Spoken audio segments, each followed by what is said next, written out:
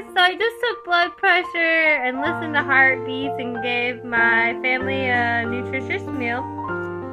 And I was checking my mom and dad's blood pressure, and I checked everybody's heart, and I even teased the dog with the stethoscope. Anyhow, the idea behind some of the modeling is, well, we practice good habits 365 days a year. And why? Because they're life-attaining and life-maintaining. So there's a payout and reward for that. We live a longer life, a healthier one, and a happier one. So here's some examples of if-then statements that help us develop logic and reasoning that we need in our lives. This is how math helps us. We develop our logic, our whole mind, our whole being, in developing the correct habits. And when we do that, there's a payout and reward for it. And that's what we have to remember when the wrong ones are being presented to us in our mind. So we practice if-then statements. If I practice good habits and behaviors 365 days a year, then I will have a happy, healthy, and rewarding life. If I practice balancing equations, then I can learn to balance behaviors and emotions in my personal life. Say, for example, if Becky doesn't respect me, I'm going to walk away from Becky and find a different friend who does. That's healthy because we're choosing to walk away from disrespect. So it says, if I eat nutritious meals and exercise regularly and focus on healthy habits, I then can improve my health. So if-then statements allow us to develop our logic. They allow us to create a level-headed mind. And sometimes the mix of a treatment plan with that is a very good outcome for an individual, for a family. So there's each individual that makes up a family, right? And then we've got the actual family unit that acts as a whole overall all together. Now, we never sabotage one another. And why?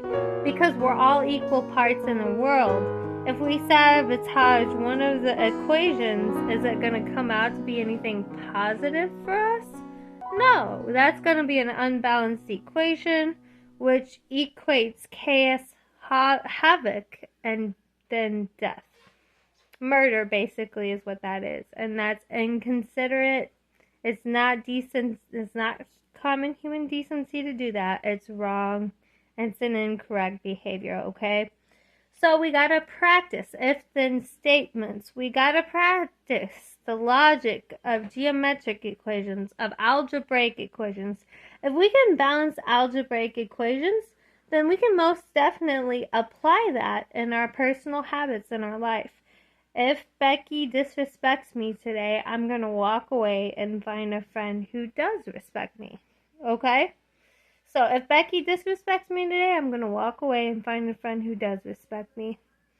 So that's an if-then statement. If I get treated wrong today, I'm going to walk away and go someplace where I'm treated better.